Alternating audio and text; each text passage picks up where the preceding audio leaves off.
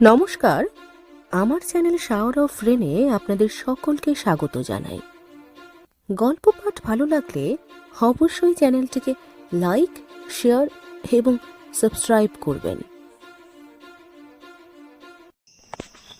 নমস্কার, আজকের গল্প সৈয়দ মুস্তাফা সিরাজের ছক্কা মিয়ার টমটম। এ মুলুকে রাত বিরেতে বাস ফেল করলে ছক্কা মিয়ার টমটম ছাড়া আর উপায় ছিল না। ঝড় বৃষ্টি হোক, মহাপ্রলয় হোক, রাতের বেলা ভীমপুর গদাইতলা 10 মাইল পিচের সড়কে যদি কষ্ট করে একটু দাঁড়িয়ে থাকা যায়, ছক্কা মিয়ার টমটমের দেখা মিলবেই মিলবে।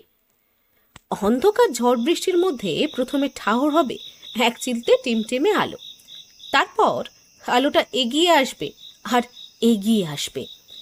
মেঘের ডাকাডাকি যতই থাক, কানে বাজবে অদ্ভুত এক আওয়াজ, টং লং টং লং টং। বিদ্যুতের আলোয় হঠাৎ চোখে পড়বে কালো এক এক্কা গাড়ি, তেরপোলের চৌকো একটা টোপর চাপানো, সামনে কালো এক মূর্তি আর নড়বড় করে দৌড়ানো এক টাট্টু।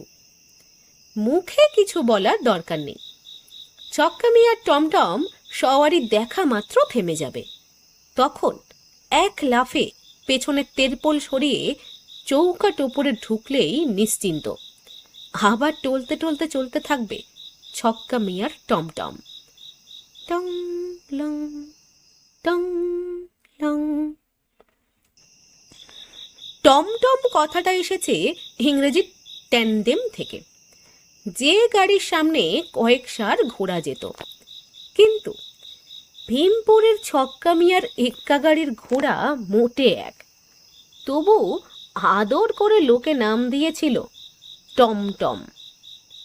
ছক্কা মিয়ার চেহারাটি কিন্তু ভারী বদরাগী, ঢ্যাঙা, টিংটিঙে রোগা, একটু কুঁজো গড়ন, লম্বাটে মুখের বাঁকানো নাকের তলায় পেল্লায় গোঁফ, চামড়ার রং রোদ পোড়া তামাটে।